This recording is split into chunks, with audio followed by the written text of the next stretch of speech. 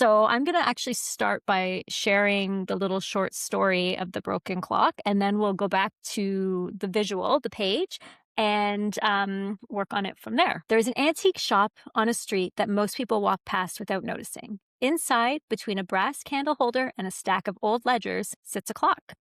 It has been there since the shopkeeper opened the shop. Before that, he isn't sure. It arrived with the previous owner's things, and nobody ever came to claim it. Nobody ever bought it either.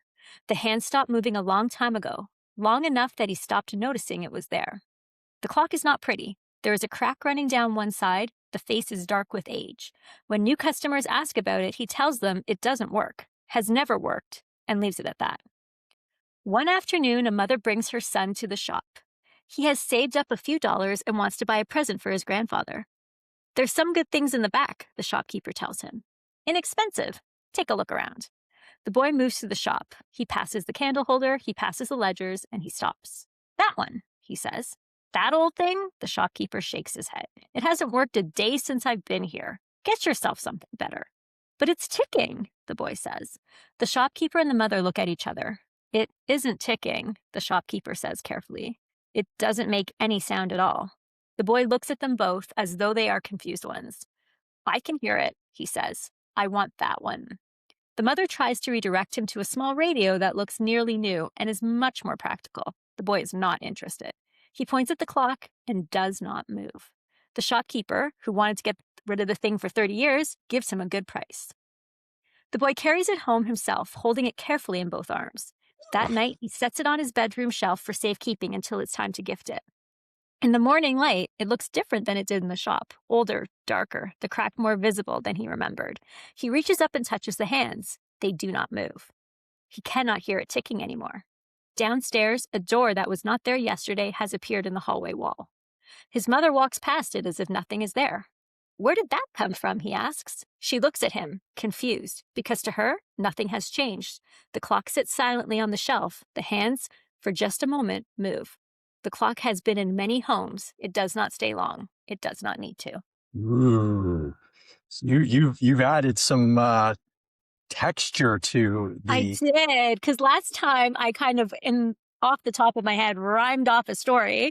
And then after that, I kind of took a step back and was like, how would I turn this into a little short kind of creepy tale that matched our one page? And that was where it went. So Well, I like that. That really paints a beautiful picture. So for those that were watching last week or have caught the video either in YouTube or Twitch, this is what we came up with. What she wrote, which I absolutely love, can still be changed. And we did connect it to the door, which is our main story. And that is, that was a choice and that's up for debate as well. But as we were starting to talk about this weird, creepy clock on a shelf that doesn't work and where did it come from? Where is it going? It just seemed to have this natural fit into the door, which if you haven't caught the door yet, go check it out because it is very much that psychological horror of where is this door coming from and why can nobody see it but the one person, which was kind of reflected into this young boy. The clock chose him and now he can see the door, but his mom can't. So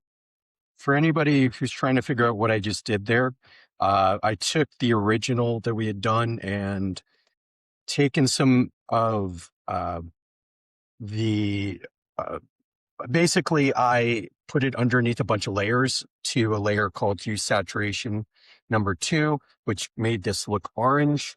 And essentially it's like an underdrawing. So now I'm just pretty still loosely drawing this, but it gives me the ability to get things a little bit more fleshed out. And this panel here of the clock this is the first one I done last time and it's kind of leaning over. So I like that. I don't want to change it, but I'm probably going to, I'm adding a little bit of detail to it, maybe making it so that you can see the side of it a little bit more. So that it has a little bit of perspective to it and just generally trying to make it a little bit more shaped, formed so that it feels like it's living, breathing thing. And that was something interesting that, like we talked about, this all came from a prompt of a broken clock. And we had to decide, like, how much personality does this broken clock have? Like, Is it alive? Is it just an item? And I think it's kind of this in between where it is just an item, but it's more than that. Like it's got its face has personality to it. It's got a creepiness about it. It's somewhere between an object and a character. Yeah. The anthropomorphic qualities of it make it Mhm. feel like alive. I'm kind of leaning a little bit into that. I just have to, it's almost like the way I view it is between reality and theater of the mind. So in reality, Yeah, this clock doesn't actually move, but the kid is now looking at the clock and all of a sudden it's like zooming and it becomes alive. Is it imagined? exactly. Is it real? I don't know. And that's the thing, and that's kind of the beauty of the door as well, is you don't know what actually is real, right? Like, is this in the kid's mind, or all these things happening and the others just can't see it? Like, how much power does this clock have? And that's where the visuals really start to play in as we see the look of it, and you start to get the feeling that there is more to this clock than just an old clock that didn't work in the back of a shop. Yeah, I'm trying to figure out, like, at this point, what are some of the details of it? Like, are we going to see the actual numbers of the clock Mhm, or suggestions for the numbers? I don't think this is going to be something really drawn out in a way that I would normally do per se when I'm doing a comic book page. But I like also the idea of making this very rough, letting your mhm. eye complete some of the drawing. Yeah, I like that. For sure, because that's kind of this whole story, right? There's details in it, but it also leaves room for interpretation, which is what's kind of neat about it, is that every single person in the story interprets it differently, and everybody reading it can interpret it differently as well. Yeah, so I'm just putting in suggestions of whatever's next to it. Maybe you would mention like stacks of paper and a candlestick Yes. So we before had it. a candlestick on one side, and I'd put a ledger, but yes, Um, exactly. yeah, Because I'm we had just talked about this not being modern, right? you could always say this is like a steampunk type story. So if Yeah, anybody's that's very true. steampunk, that takes place in Victorian era, which would be like somewhere in Mhm. the late-ish 1800s.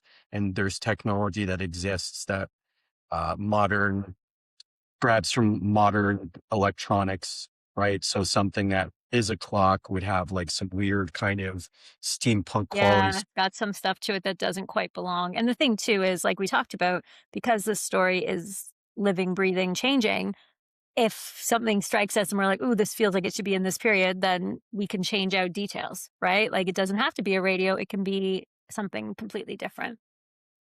Yeah. It's really interesting when it comes to drawing something very rough, immediate. Oftentimes, the original is the best. You just have to, when you're like trying to sharpen it up, you have to figure out how much to sharpen up and how much to leave. Yeah. And that's always the challenge because then all of a sudden you start tightening it up and you're like, oh, something's missing from it that was there in the initial drawing. And so my challenge is what about this do I like that I want to keep, even if it's like really a little bit off in regards Mhm. to the perspective, form, what have you. But there's just something really cool about it that you don't want to get rid of. And then, what parts can you actually change up a little bit? So, like this drawing here, I'm going to actually remove those green guidelines if anybody sees them. I put them there just so I had an idea of if we'd ever get this to print, where Right. the tree would be on the ends of that. And that's all another conversation. But I like the idea of that candelabra, and I couldn't Yeah. figure out really the third object. I was like, is it like one of those the what are those things that are called when the Oh, metronome? metronome? Thank you. It was at the tip of my tongue, but my brain is still a little bit off from Calgary Expo. So I like this better. It makes a little bit more sense as to something you would find Mhm. in this back area of the shop. I like the height and the shape of it as well, right? Like it's a very definite look. And it does feel like the stuff that kinda gets thrown up on that shelf, right? Like, it's there, but it's these are not the top selling items. Exactly. I mean, yeah, right. Like even let's say in the 1930s, or if this is some kind of Mhm. alternate reality, like everybody probably has a candelabra. Yeah. Maybe the phone itself is it's not really working so well. So it's not although now that I'm seeing it like that, I don't know if I want it to have the same kind of almost has a very similar design as Mm. so you have to be careful about stuff like that. So I'll figure that one out. I'm not worried about it. It could be like something that kind of looks like a phone, but maybe isn't quite a phone. Who knows? But then here we go, the clock. Now, one of the things that we hadn't really talked about last time that you just added to this was the whole mythology behind this clock disappearing and Mhm. the door. Can you go into that a little bit more? Yeah, so what I was thinking is that this clock is kind of like that gateway, right? Like that clock being in the residence is when the person that hears it ticking, it calls to them, they bring it home, and that unlocks the door in their house, right? So once the clock is Mm. in, then that door appears. And then the idea that the clock doesn't have to stay long is it's like it's almost back on that shelf in that antique store for the next person to find it, or it's in Mm. a different shop, but it's got this life force to it, like the door, that it's got the ability to appear to people who are susceptible to its powers. And I liked connecting it to the door because it did feel like it was in the same universe, right? The more we talked about it, it felt like it belonged, it had some kind of supernatural power, which is what the door is. And it just seemed like a really interesting way to bring it into the house and maybe even when we go back to the door, maybe we add a detail of a Yeah. clock somewhere in, the apartment, right? Like, maybe Right.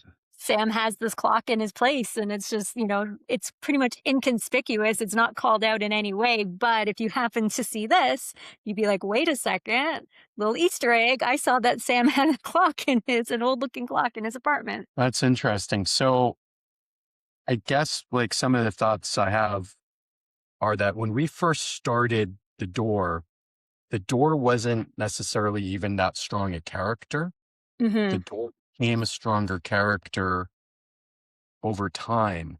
But right away, this clock became a stronger force Yes. than so what do you think that is? Like how is it because we have the door in our mind or what led us to so quickly to the clock, do you think? Yeah, I mean, part of it could be because we did have the door in mind and had already been playing in this realm of like supernatural objects, with power.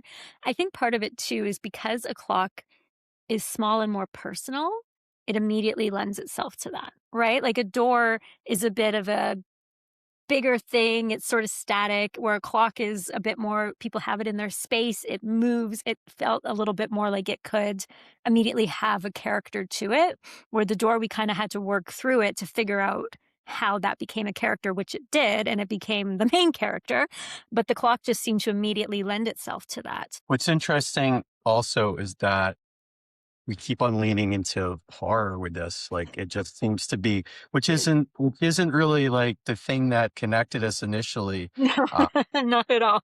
Go into that a little bit. Yeah, no, we connected through children's things, through, graphic novels for kids and, really fantastical environments and make believe and humor. So we really did not specifically connect in this genre, but I think it's but one that both of us have worked in different ways. And it just seemed that we would come up with different ideas and we just kept funneling back into this psychological horror, even though we didn't necessarily mean to. Yeah. I think that's the funny part is that both of our if you go to any of our tables, most of the stuff we have is all ages or for kids. Yeah. And then there's a little bit of a horror section, at least that I have. But for the most part, yeah, I don't know if people would think of us as being like horror creators. No, I don't think so either, although a lot of my work is in the horror space, but more like, middle grade age group horror, right? Yeah. Is generally more where I tend to work, but, I have done more, like, murder mystery thrillers in the adult space, and this is a genre I personally enjoy, like, watching and reading. So, Yeah. it's just kind of funny because it was not the fit you would have assumed if somebody said, like, we were gonna do something together. I don't think you would have been like, "Oh, you'll probably do horror, right?" You wouldn't have assumed that of the 2 of us. Yet here we are. But here we are, and it just seems to work really well. It just seems to flow very easily, Yeah. and why fight it, right? Like, Yeah. if we this is what we're enjoying doing, then we might as well keep on leaning into that. What I love about this genre and the psychological thriller and the horror is that so much of it is about layers, right? And it's that first surface layer of what you see, and then it's the things underneath that are put in there on purpose that you would probably miss if you didn't know you were looking for them.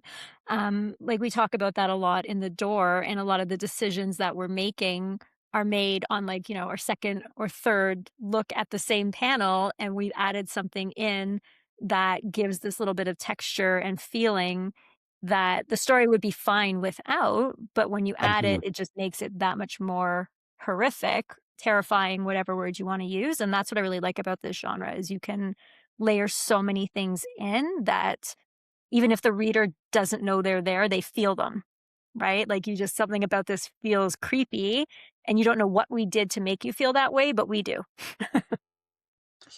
And I wonder if doing something that's a little bit more comedic, while there are complexities to comedy when Mm, you're doing storytelling visually. absolutely. There are, I think, just because of the format of the way we're doing this, the complexities may not inherently work at this point. Like we're just trying to figure this whole medium out.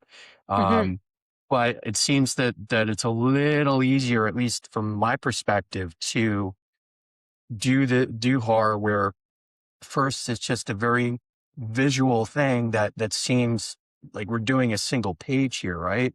Yep. But then, and really, we're only using 4 panels to tell this horror story that I think really, like, I love how you expanded it, but I think this 1 page really is all that we need for it. Agreed. Um, but it just to your point, it adds there's just so many layers that you can add in there, so maybe there's a little bit more fun for us Yeah, to do that.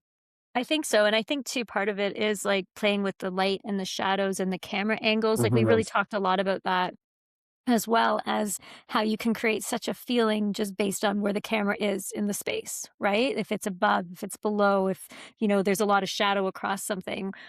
So it gives us a lot of opportunity to play with different textures and techniques to create a feeling. And again, like this is one page, but that with a little short story beside it is you have something that if you read it and you look at this, it's going to give you a little bit of a, whew, that was a little unsettling, which is what we're trying to achieve, and it doesn't have to be long and with tons of detail and crazy in depth to give you that feeling if it's done properly. Yeah. Yeah, I think that feels right to me. Just being able to work off of this visual texture and Mhm. the prose texture seems to be a little bit more fun, a little bit Yeah. more the creepiness, the horror of it. You just a little bit it kind of tickles you a little bit more, so to speak. Yeah. It almost makes me think of I remember back when I was a kid and there would be those books that were like, the scary stories to tell in the dark, and they were all just these short Yeah. little stories that just left you with that kind of an unease about them, because in this particular format with, the Twitch episodes that we're doing, we are just doing kind of little bite-sized things, right? Like we're not trying to be doing a 100-page book with this and that. We just want something that is kind of in 30 minutes. We can put together a little something from start to finish. And this seems to allow that to happen in a really holistic way.